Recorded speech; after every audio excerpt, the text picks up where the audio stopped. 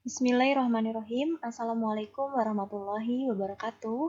Halo anak-anak, apa kabarnya? Semoga selalu dalam keadaan sehat dan juga selalu semangat dalam melaksanakan pembelajaran jarak jauh ini. Kembali lagi bersama Ibu, kita akan melanjutkan materi selanjutnya. Pada materi ini, kesempatan kali ini kita akan membahas mengenai sistem periodik unsur, ya. Namun sebelum kita mulai pembelajaran, alangkah lebih baiknya kita berdoa terlebih dahulu. Berdoa dimulai. Doa selesai. Baik, tidak lupa juga Ibu ingatkan, silahkan kalian siapkan alat tulisnya untuk mencatat hal-hal penting yang akan Ibu sampaikan nanti, ya. Baik, kita langsung saja mulai pembelajaran kali ini. Sedikit analogi, sini Bu akan memberikan analogi kepada kalian bahwa kalian pernah ke supermarket kan? Pasti pernah ke supermarket. Nah, bagaimana barang-barang atau hal-hal yang dijual, benda-benda yang dijual di supermarket, bagaimana ditatanya? Tentunya benda-benda ataupun makanan, barang, dan lain-lain tentunya ditata berdasarkan jenisnya. Misalnya, buah-buahan dengan buah-buahan. Ya, kalau di supermarket kan pasti kalau misalnya kita mau belanja buah-buahan kan pasti itu semua buah-buahan akan terkumpul dalam satu tempat, ya kan? Kemudian kalau misalnya snack pasti dalam satu tempat. Terus juga misalnya kosmetik biasanya kan dijual dalam satu tempat atau berurutan ya, sesuai jenisnya, sesuai ukurannya gitu ya, kan ditata. Nah, begitupun juga unsur. Jadi para ilmuwan dari dulu sudah mengumpulkan informasi mengenai unsur-unsur, namun pada saat itu masih hanya sebatas fakta-fakta saja, namun tidak saling berhubungan. Nah, kita akan pelajari bagaimana sih akhirnya unsur bisa menjadi sistem periodik unsur yang sekarang kita kenal. Nah, itu kita akan pelajari perkembangannya. Oke, nanti kita akan bagi menjadi dua. Jadi perkembangannya kita bagi menjadi dua, itu nanti sebelum sistem periodik modern dan sistem periodik modern ya. Jadi nanti kita akan pelajari pengelompokan sistem pengelompokan unsur sebelum adanya atau sebelum dikenalnya sistem periodik modern. Itu nanti kita bahas juga pengelompokan berdasarkan logam dan non-logam, kemudian tabel periodik Lavoisier, triade Dobereiner, oktav Newland, sistem periodik Mendeleev, dan Lautenmeyer. Baik, kita langsung saja ke selanjutnya ya. Jadi, unsur itu pertama kali sebelum sistem periodik modern kita kenal sekarang, sebelumnya itu unsur-unsur yang telah ditemukan itu dikelompokkan menjadi logam dan non-logam. Nah, oleh ahli kimia Arab dan Persia ya. Jadi pertama kali itu pengelompokan unsur-unsur itu menjadi dua, yaitu ada logam, ini dari kata logam, dan laisa logam atau non-logam. Jadi unsur ini baru dikelompokkan ada 16 unsur. Di antaranya ada besi, yang termasuk logam, ada besi, emas, perak, seng, nikel, dan tembaga. Dan juga ada non-logam, di antaranya ada arsen, hidrogen, nitrogen, oksigen, karbon, belerang, dan fosfor.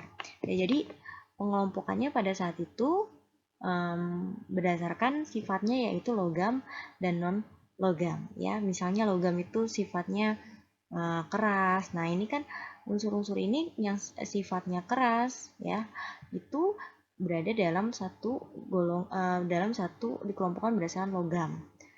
Nah, unsur-unsur yang ringan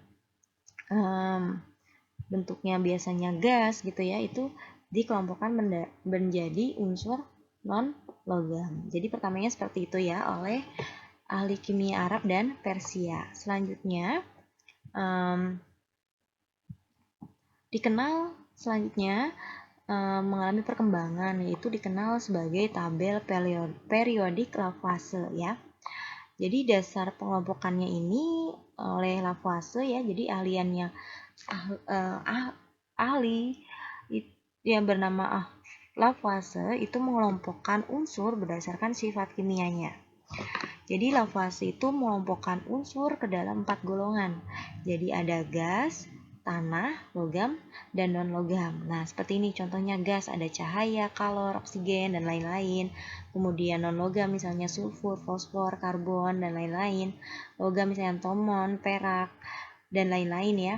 Bisa dibaca sendiri, dan juga dikelompokkan ada kelompok tanah yaitu kapur, magnesia, dan lain-lain. Nah, namun jadi tadi ya, periode Lavoisier ini, tabel periode Lavoisier ini bentuknya seperti ini, hanya dibagi menjadi 4 golongan, dan di sini langsung contoh-contohnya ya.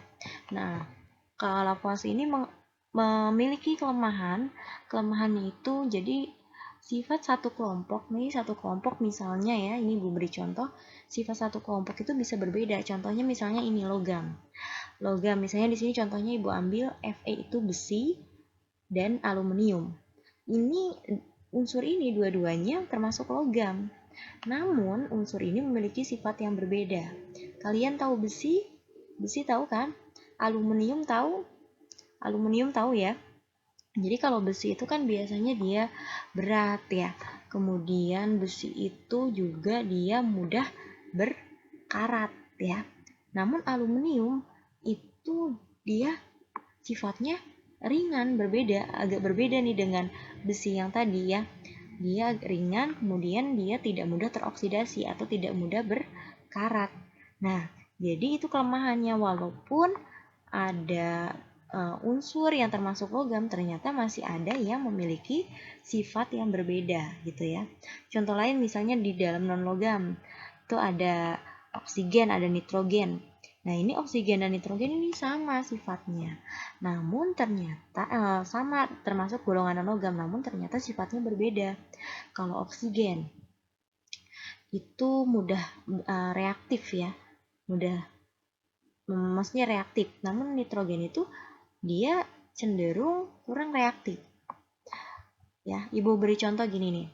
Kalian tahu kalau misalnya kalian isi angin pada motor kalian pernah kan misalnya isi angin. Nah, itu kira-kira gas yang digunakan apa? Kalian suka lihat nggak kalau di pom bensin itu suka ada bacaan apa? Nitrogen. Nah, oksigen sama nitrogen ini sama-sama fasanya biasanya gas. Kenapa pada saat mengisi angin pada motor itu menggunakan nitrogen? Kenapa tidak oksigen? Kan sama-sama gas, bisa dong mengisi ya kan? Kenapa? Ya tadi karena nitrogen itu dia tidak reaktif ya, maksudnya kurang reaktif ya. Jadi kalau di ban itu kan ada velg ya. Jadi kalau misalnya menggunakan nitrogen dia tidak reaktif dan kemudian dia tidak menyebabkan karat. Kalau oksigen dia bisa mengoksidasi, dia lebih reaktif. Jadi gitu ya gambarannya. Jadi walaupun dia sama-sama non-logam memiliki sifat yang berbeda ternyata seperti itu. Jadi itulah kelemahan dari tabel periodik Lavoisier. Dan juga tabel periodik Lavoisier ini juga memiliki kelemahan bahwa jumlah unsurnya masih sedikit gitu ya. Jadi belum lengkap, jadi masih sedikit. Nah, itu kelemahan dari tabel periodik unsur. Kemudian berkembang ke tabel periodik triade Dobereiner ya. Triade Dobereiner. Kalau kita lihat dari namanya ini tri ya, nanti ini akan berhubungan ya. Jadi triade Dobereiner ini massa atom relatif unsur kedua merupakan rata-rata dari massa atom relatif unsur pertama dan ketiga. Oke. Terus kemudian Dobereiner menyimpulkan bahwa unsur-unsur dapat dikelompokkan ke dalam beberapa kelompok yang terdiri dari 3 unsur. Nah, tadi Ibu bilang, dari namanya saja kita bisa ingat bahwa triade Dobereiner tri, artinya 3. Jadi unsur-unsur itu dikelompokkan 3 unsur yang memiliki sifat yang berbeda. Nah, massa dari rata-rata dari unsur kedua nih, ini contohnya ya, massa dari unsur kedua ini adalah hasil rata-rata unsur yang pertama dan ketiga. Misalnya gini, jadi untuk massa atom relatif unsur yang kedua ini itu didapat, nih 80 didapat dari mana? Dari mencari rata-rata unsur pertama dan ketiga. Jadi hitungnya gini, 35,5 ditambah 127 dibagi 2 itu adalah rata-ratanya, masa rata-rata dari unsur kedua gitu. Yang ini juga sama. Nah, gitu. Jadi dikelompokkan tiga unsur, kemudian massa atom relatif kedua merupakan rata-rata dari massa atom relatif pertama dan ketiga gitu ya. Pertama dan ketiga gitu, massa atom relatif yang pertama dan ketiga itu hasilnya adalah massa atom relatif unsur kedua gitu. Nah, triade Dobereiner ini juga memiliki kelemahan, yaitu banyak yang mempunyai sifat mirip tetapi jumlahnya lebih dari 3 ya.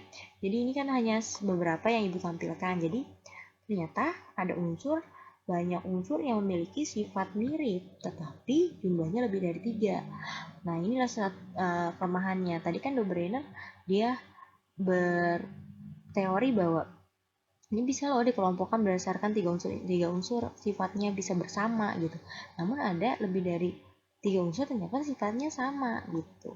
Terus kelemahan lainnya, triade Dobereiner hanya bisa menunjukkan sedikit triade ya. Sedikit triade itu tadi yang tiga unsur tadi ya. Tadi karena ada beberapa yang ternyata mirip tapi jumlah unsurnya lebih dari 3 gitu ya. Jadi bisa diingat aja kalau triade Dobereiner tiga unsur gitu. Selanjutnya mengalami perkembangan yaitu teorinya Octave Newland, tabel periodik Octave Newland ya. Jadi dari namanya juga ya bisa kita ingat gitu ya, karena oktav itu apa? Satu oktav itu berapa? 8 kan. Kalau misalnya di tangga nada itu kan oktav itu kan ada 8 ya. Do, re, mi, fa, sol, la, si, do. Jadi pengelompokan hukum oktav ini, jika unsur-unsur disusun berdasarkan kenaikan nomor massa atom, sifat unsur tersebut akan berulang pada unsur ke-8. Jadi gini, satu oktav itu kan 8 ya. Jadi misalnya di sini unsur pertama nih nanti sifatnya akan sama pada unsur ke-8. Kita hitung ya. Jadi misalnya H ini nanti akan sama sifatnya pada unsur yang ke-8. Ini 1, 2, 3, 4, 5, 6, 7, 8. Jadi si H ini nanti sifatnya sama dengan F. Ya, ke-8. Satu unsur ke-8. Ya. Terus kemudian F ini nanti juga ke-8 juga. Dia mirip sifatnya dengan unsur Cl gitu kan. Nah, jadi Octave Newland ini dia disusun atom unsur-unsurnya itu disusun berdasarkan kenaikan massa atom relatifnya. Jadi akan unsur-unsurnya itu sifatnya akan sama berulang pada unsur ke-8 yang tadi Ibu contohkan. Namun Octave Newland juga masih memiliki kelemahan ya. Ternyata sistem Octave Newland ini adalah masih ada beberapa kotak yang diisi lebih dari satu unsur. Nah, kalau kita lihat di sini ya, jadi seperti inilah kurang lebih tabel periodik Octave Newland, kurang lebih seperti ini. Nah, ini masih ada dua unsur dalam satu kotak ini gitu. Itu kelemahan dong. Jadi kan nggak spesifik ya satu unsur, tapi ini dalam satu kotak ada dua unsur. Itu jadi kelemahannya sistem periodik Octave Newland. Dan juga kelemahan lainnya, tidak berlaku unsur-unsur yang nomor atomnya besar, hanya berlaku pada unsur nomor atomnya ringannya. Jadi Octave Newland itu dia ternyata tidak berlaku untuk unsur nomor atomnya yang nomor atomnya besar. Jadi tidak berlaku pada teori ini, teorinya Octave Newland ini ya. Jadi hanya pada unsur-unsur yang nomor atomnya ringan, kurang lebih yang nomor atomnya itu 40-an lah ya, gitu. Jadi kalau lebih dari itu biasanya masih belum bisa dikelompokkan berdasarkan Octave Newland. Nah, terus selanjutnya mengalami perkembangan lagi, yaitu dikenal sebagai sistem periodik Mendeleev. Nah, Dasar penyusunan dari sistem periodik Mendeleev ini yaitu berdasarkan kenaikan massa atom, ya sama ya, berdasarkan kenaikan massa atom. Keunggulannya, dia menyediakan tempat kosong bagi unsur-unsur yang diramalkan akan ditemukan kemudian hari dan diberi nama eka boron, eka germanium, dan eka silikon. Kemudian keunggulan lainnya, sistem periodik Mendeleev menyajikan data massa atom beberapa unsur yang lebih akurat seperti berilium dan uranium ya. Kalau kita lihat di sini ya, sistem periodik unsurnya kurang lebih seperti ini. Sistem periodik Mendeleev ini sudah mulai dikenal namanya golongan dan juga periode yang sini ya. Ini yang sudah mulai dikenal dengan golongan dan periode. Tadi kita baca bahwa keunggulannya, jadi teori Mendeleev ini dia bisa meramalkan unsur yang belum ditemukan. Ini kan banyak kotak-kotaknya yang kosong ini kan. Nah, sistem periodik Mendeleev ini bisa meramalkan unsur-unsur yang akan ditemukan itu nanti sifatnya akan sama di sini ya. Jadi disediakan kotak-kotak kosong di sini, jadi bisa memprediksikan gitu, bisa meramalkan. Nah, terus juga katanya massa atomnya beberapa unsur lebih akurat seperti berilium dan uranium, jadi massanya lebih akurat. Nah, sistem periodik Mendeleev ini juga memiliki kelemahan ya. Kelemahannya yaitu adanya beberapa urutan unsur yang terbalik. Ya, jadi ada urutan unsur yang terbalik. Itu kelemahan dari sistem periodik Mendeleev ya. Selanjutnya yaitu ada Loftar-Meyer ya. Ini juga sama. Dasar penyusunannya adalah kenaikan massa atom. Jadi unsur-unsur yang menempati posisi sama dalam grafik menunjukkan sifat kimia yang mirip. Ya, jadi kalau dilihat dari grafik ini, kalau dia menempati posisi yang sama dalam grafik, biasanya sifatnya mirip gitu ya, baik sifat fisika maupun kimianya ya. Jadi ada sifat fisika dan kimianya mirip. Gambarannya seperti ini, tabel periodik Meyer ya. Jadi berdasarkan grafik yang ini, grafik antara volume dan massa atom. Nah, lebih grafik sistem periodiknya seperti ini. Jadi dulu itu ya. Nah, kemudian kita masuk ke sistem periodik modern atau yang kita sering pakai, yang kita sudah kenal ya, sistem periodik modern ini yang kita gunakan. Setelah mengalami perkembangan, kemudian ditemukan adanya sistem periodik modern yang lebih akurat dalam pengelompokan suatu unsur-unsur ya. Jadi sistem periodik modern ini ditemukan oleh Henry G. Moseley ya, atau kita sebut saja Moseley pada tahun 1914. Dasar pengelompokan dari sistem periodik modern ini yaitu berdasarkan kenaikan nomor atom. Kalau tadi kan pengelompokannya berdasarkan nomor massa ya. Nah, saat ini unsur-unsur dikelompokkan berdasarkan kenaikan nomor atomnya ya. Tadi juga di Mendeleev sudah mulai dikenal dengan periode dan golongan ya. Nah, di sini juga ada periode dan golongan. Yang vertikal ini nih, dia golongan nih. Vertikal ini dia golongan ya. Vertikal menunjukkan golongan, disusun berdasarkan kemiripan sifatnya. Laju horizontal itu periode, disusun berdasarkan kenaikan nomor atom. Jadi ini golongan nih. Ini ada golongan 1, golongan 2, golongan 3, golongan 4, golongan 5, golongan 6, golongan 7, golongan 8. Ya, tergantung menganutnya sistem periodik mana ya. Ada yang pakai Romawi. Kalau Romawi itu bisa kita sebut golongan 1, golongan 2, golongan 3. Namun kalau tidak menggunakan Romawi, biasanya ini berurutan gini, golongan 1, golongan 2, 3, 4, 5, 6, 7, 8, 9, 10 sampai 18 ya. Tapi biasanya kalau di soal-soal itu dia menggunakan Romawi. Jadi nanti kalau menggunakan Romawi itu ada yang golongannya A, ada golongannya B. Tapi kalau misalnya mau menggunakan angka seperti ini yang belasan ini, ya berarti tidak disebutkan golongannya A ataupun B gitu ya. Itu bedanya. Nah, jadi ini golongan, ini katanya memiliki sifat yang sama dalam satu golongan ini, gitu ya. Terus periode yang kesini, periodenya ada 1, 2, 3, 4, 5, 6, 7. Jadi periodenya ada 7 ya. Baik, kita akan lebih bahas, nanti kita akan lebih bahas lebih spesifik tentang golongan, periode, dan konfigurasi elektron dan letak unsur dalam tabel periodik. Jadi kita nanti akan tentukan dari konfigurasi elektron, kita nanti akan tentukan golongan dan periode ya soalnya. Ya, kita kenal dulu lebih jauh tentang golongan. Golongan, tadi kan golongan itu ada, tadi ya bisa dikelompokkan. Kita pakai aja yang Romawi dulu lah ya, karena di banyak soal itu menggunakan Romawi. Jadi golongan itu kenapa unsur-unsur bisa dikelompokkan berdasarkan golongan? Karena unsur-unsur tersebut yang dalam satu golongan itu memiliki elektron valensi yang sama. Kemarin apa elektron valensi?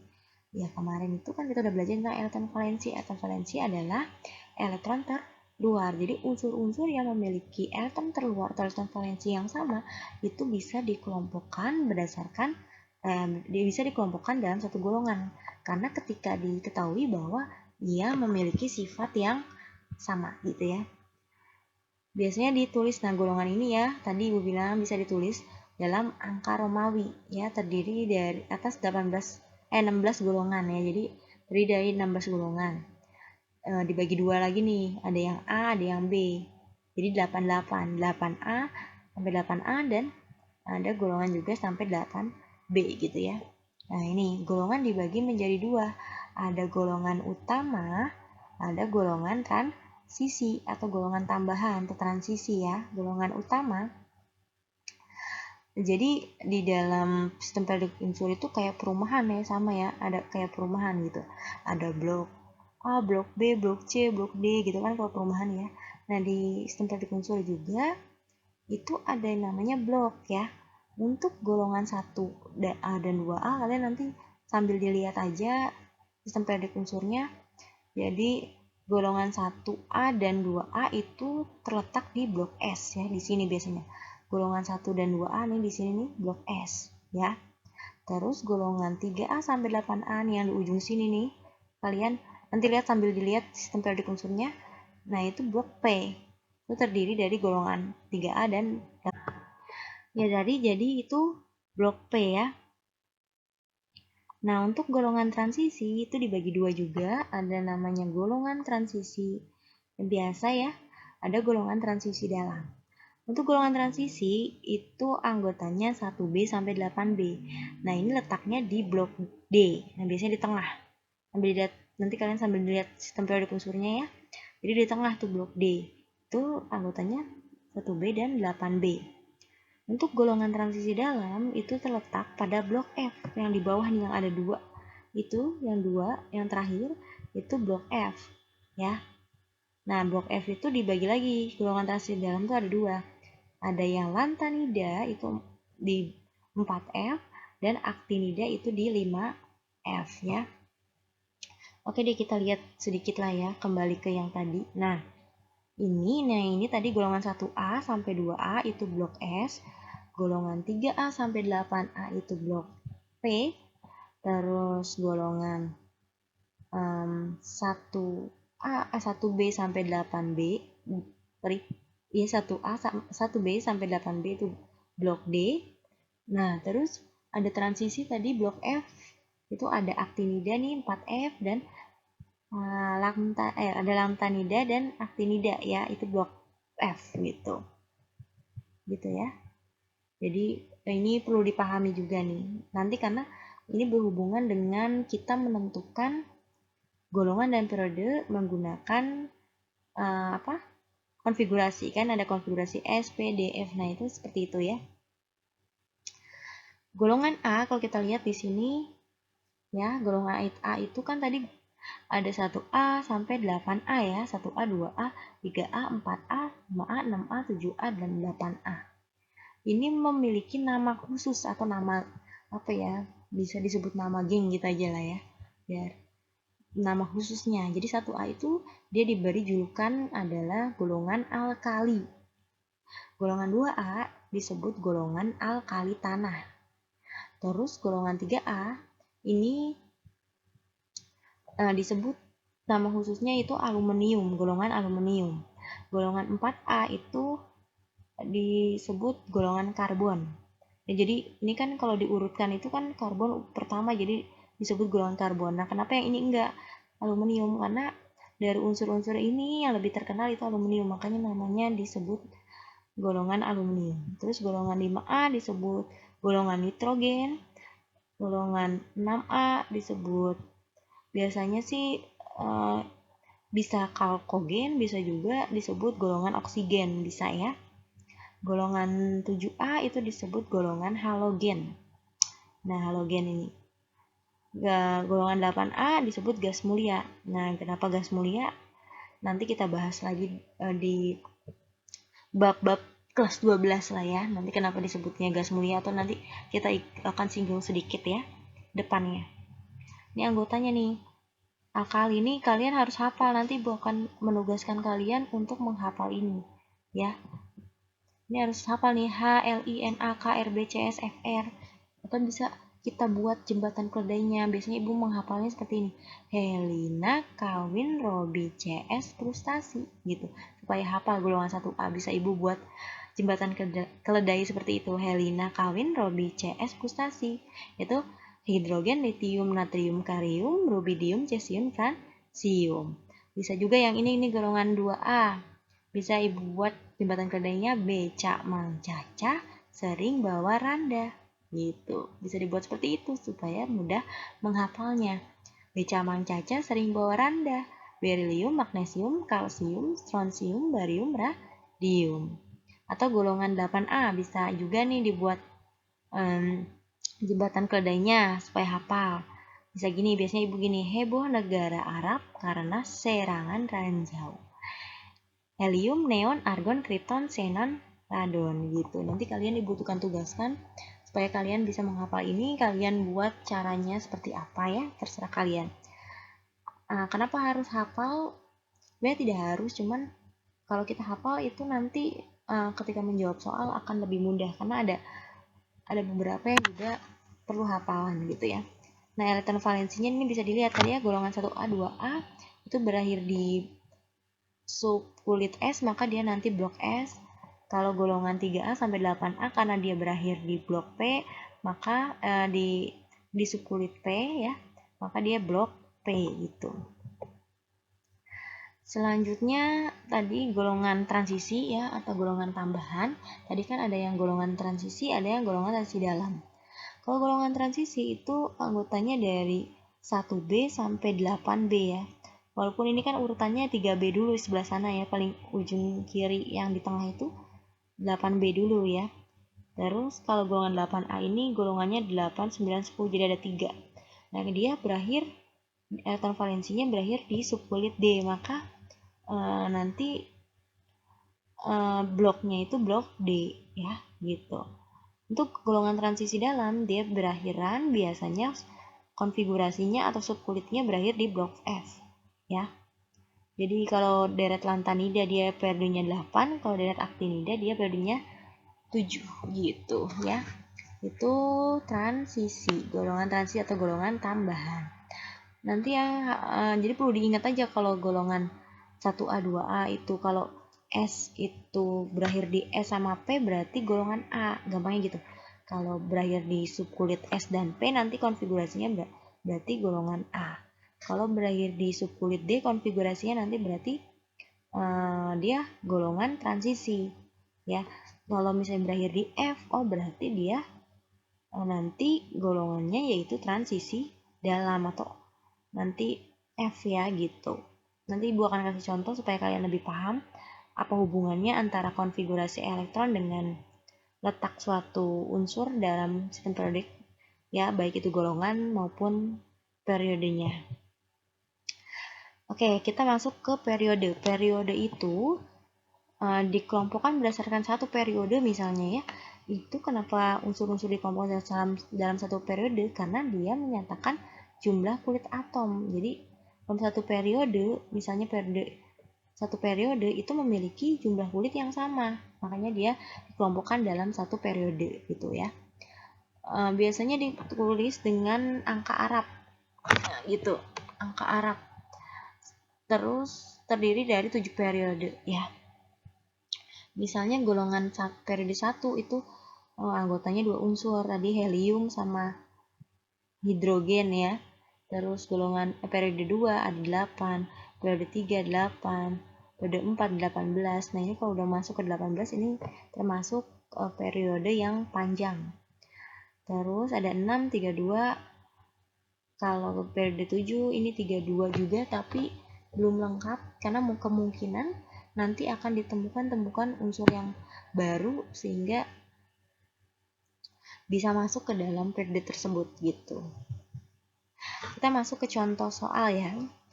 Jadi kan tadi golongan, ini perlu diingat-ingat ya, golongan itu menunjukkan jumlah elektron valensi atau elektron terakhir. Kalau periode itu menunjukkan jumlah kulit yang terisi. Ya, jadi kulit lah ini yang perlu diingat-ingat, periode menunjukkan kulit. Contohnya gini, misalnya ibu punya contoh soal ada 5 boron. Misalnya gini ya contoh soalnya. Tentukan letak unsur dari 5 boron terletak pada periode berapa dan golongan berapa. Sebenarnya caranya yang pertama untuk menentukan, kalau soalnya seperti itu, untuk menentukannya kita harus konfigurasikan dulu. Kalian bisa konfigurasikannya bisa menggunakan konfigurasi Bohr atau dengan mekanika kuantum. Sebenarnya kalau ini lebih mudah juga ya. Namun kalau tidak semuanya bisa menggunakan konfigurasi Bohr. Kalau menggunakan konfigurasi Bohr itu untuk unsur-unsur yang nomor masanya ringan. Biasanya tidak lebih dari 20, jadi 1 sampai 20 saja. Namun kalau lebih dari 20 ini menggunakan konfigurasi mekanika kuantum karena nanti subkulitnya beda ya gitu. Nanti subkulitnya beda, nanti golongannya juga beda, bisa A bisa B kalau yang ini kalau lebih dari 20 ya. Misalnya tadi 5 boron, kalau kita gunakan konfigurasi Bohr ini kayak gini berarti 2 3 gitu kan konfigurasinya ya. Nah, tadi apa? Kalau menentukan golongan dilihat dari atom valensinya. Nah, kalau dari konfigurasi ini atom valensinya berapa? 3. Maka dia untuk boron ini dia terletak pada golongan 3. 3A atau 3B? 3A karena kalau menggunakan Bohr ini dia hanya bisa menunjukkan golongannya saja. Kalau kurang dari 20 biasanya A gitu ya. Nah, untuk lebih spesifik A atau B-nya itu menggunakan konfigurasi mekanika kuantum ya. Pakai yang SS, PS, PS. Nah, itu jangan dilupain. Ya, jadi jangan dilupain, kemarin udah belajar nih tapi dilupain ya. Enggak, karena kedepannya ini akan terus digunakan. 5B, oke kita buat dulu konfigurasinya, maka 1S2, 2S2, 2P1. Nah, tadi apa? Golongan menunjukkan atom valensi. Periode menunjukkan jumlah kulit ya. Yang dilihat ini kulit terluar ya, kulit terluar. Kulit terluarnya mana? Ini kan terdiri dari 2 kulit kan? Ada kulit pertama, ada kulit keluar. Oh, berarti kulit terluarnya berapa? 2. Berarti periodenya yaitu periodenya 2. Nah, karena di sini 2-nya ada 2, maka elektron valensinya kan nyarinya gini kan, elektron valensinya ditambah nih jumlah, karena ini kulit 2-nya ada 2 ya, ada 2, maka ditambah nih elektronnya, 2 ditambah 1 berapa? 3. Nah, kita lihat setelah itu berakhir di subkulit apa di sini? P. Ingat kalau subkulit P maka dia termasuk golongan A, maka boron ini terletak pada golongan 3A karena dia berakhir di subkulit P ya, dan memiliki 3 elektron valensi, dan juga terletak pada periode 2 karena jumlah kulit terluarnya 2. Jadi perlu diingat kalau bingung golongan apa kok bisa A, ingatnya gini aja gampangnya, kalau dia termasuk golongan A biasanya subkulit terakhirnya ini nih, subkulit terakhirnya berakhir pada subkulit S dan P ya. Kalau udah golongannya di sini B, biasanya D dan F gitu ya. Jadi ingatnya gitu. S sama P itu golongan A ya. Nah, contoh yang lain nih. Contoh yang lain nih yang lebih rumit ya. Di sini contohnya tentukan letak periode dan golongan untuk unsur yang memiliki nomor atom 16. Nah, ini gampangnya kalian gunakan aja yang ini ya. Kalau yang tadi sebenarnya bisa gini loh. Gampangnya gini, kalau menggunakan bor itu gampangnya gini. Dia periodenya, golongannya kan elektron valensi yang berarti 3. Udah pasti kalau misalnya kurang dari 20 itu udah pasti 3A. Nah, periodenya gimana? Ngitung aja 1, 2. Kan kulit kan, ini ada kulit pertama, kulit kedua. Berarti periode 2. Gampang kan kalau misalnya menggunakan bor? Tapi kelemahannya itu tidak. Kalau lebih dari 20 nomor atomnya, maka tidak akan sukar untuk menentukan golongannya itu A ataukah B gitu ya. Nah, ini tadi ya kembali lagi untuk nomor atom 16. Kita buat dulu konfigurasinya. 1S2, 2S2, 2P6 udah 10 kan, 2 tambah 2 tambah 6, 10. Lanjut 3S2, 12, 3P4, 16. Tadi ingat kalau elektron valensi, untuk biasanya kita tentukan dulu aja periodenya biar mudah menentukan elektron valensinya ya. Ini kan terbesarnya mana nih, yang dari kulit 1, kulit 2, kulit 3. Terbesarnya tapi 3, maka periodenya 3 gitu. Terus PA golongannya, nah tadi karena kulitnya yang ada 3 ada 2, maka kita jumlahkan di sini 2 ditambah 4. Maka termasuk golongan 6. 6 apa? Karena dia berakhir di subkulit P, maka 6A. Golongannya 6A gitu ya. Jadi unsur X terletak pada golongan 6A periode 3 gitu. Jadi dengan menggunakan konfigurasi elektron, kita bisa memprediksikan letak unsur itu ada di periode berapa dan golongan berapa gitu ya. Kita ke contoh lain. Di sini misalnya atomnya memiliki nomor atom 46. Sama langkahnya kita buat dulu konfigurasinya.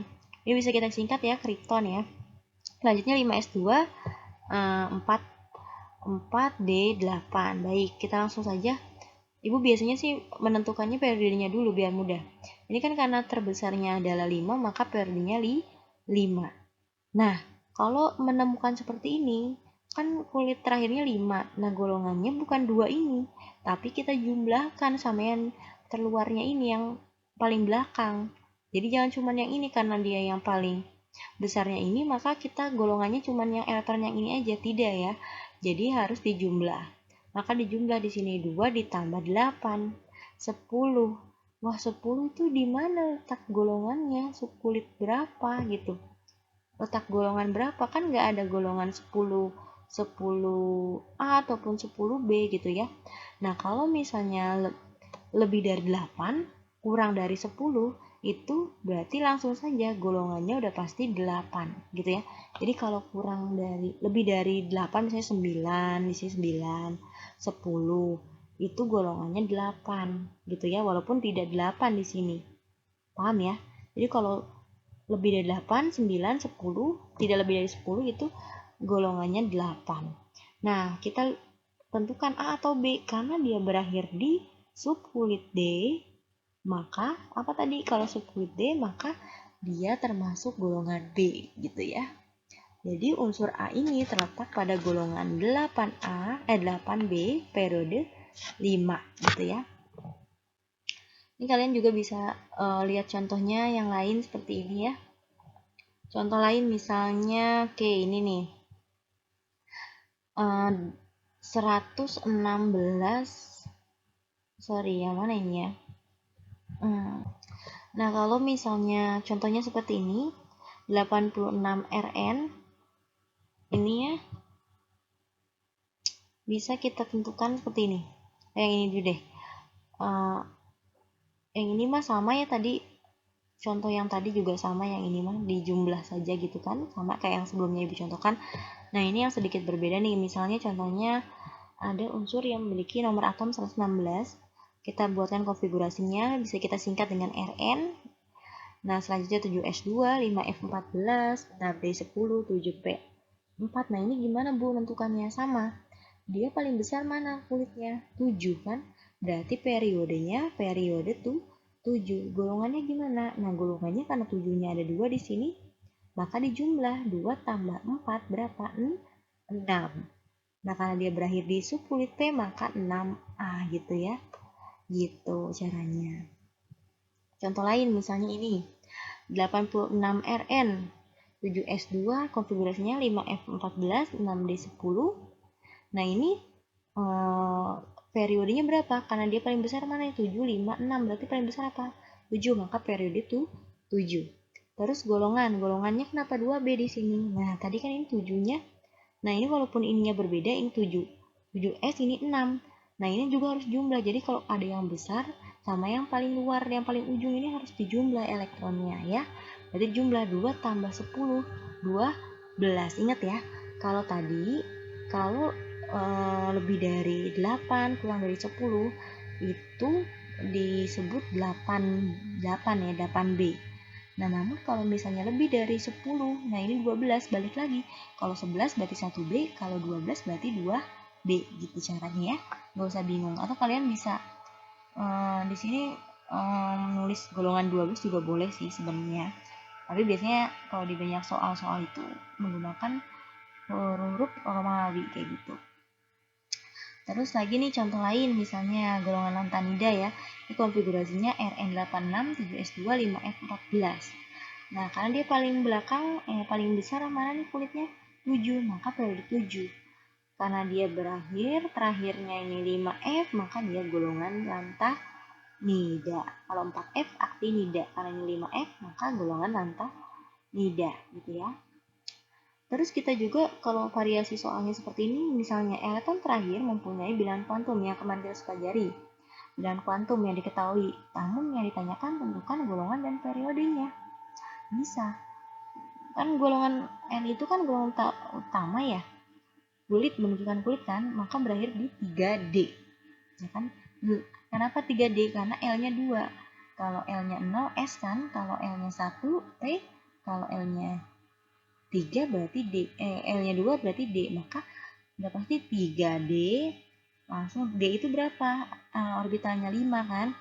Nah, dia berakhir di orientasi ke 6, ke minus 2, maka kita ingat isinya ke atas dulu ya, 1, 2, 3, 4, 5, 6, biar berakhir di min 2, maka itu elektronnya sebanyak 6, berarti 3D 6. Terus ini cirinya juga, karena dia minus setengah, maka dia harus ke bawah, ya. Jadi tidak hanya satu, bisa beranggapan satu kan elektronnya, tidak, karena dia minus setengah maka ke bawah gitu. Nah, ini tinggal diurutkan nih, sebelumnya ada, berarti kita harus urutkan 1S2, 2S2 sampai ke 3D6. Oh, ternyata ini yang paling terakhir. Karena dia terakhirnya itu kulitnya paling besar 4, maka periodenya 4. Nah, ingat kalau misalnya walaupun di sini 4 yang paling besar, maka kalau dia di ujung ini ada lagi, maka dijumlahkan. 2 tambah 6, 8. Karena dia D, maka golongan B, gitu ya. Itu salah satu contohnya untuk menentukan periode dan golongan dengan menggunakan konfigurasi elektron gitu. Jadi kita bisa memprediksikan suatu atom atau unsur ini letaknya di sistem periodik unsur itu terletak di periode berapa dan golongan berapa. Oke, cukup sekian yang bisa Ibu sampaikan. Kurang lebihnya Ibu mohon maaf. Jika ada pertanyaan, silahkan kalian tanyakan di kolom komentar, baik itu YouTube maupun di kolom komentar Classroom, atau kalian bisa chat Ibu langsung di WA jika masih belum memahami atau ada yang beberapa yang tidak paham. Silahkan tanya saja, Ibu akan jawab ya. Oke, baik, cukup sekian yang bisa Ibu sampaikan untuk pertemuan kali ini. Wabillahi taufiq wal hidayah. Wassalamualaikum warahmatullahi wabarakatuh.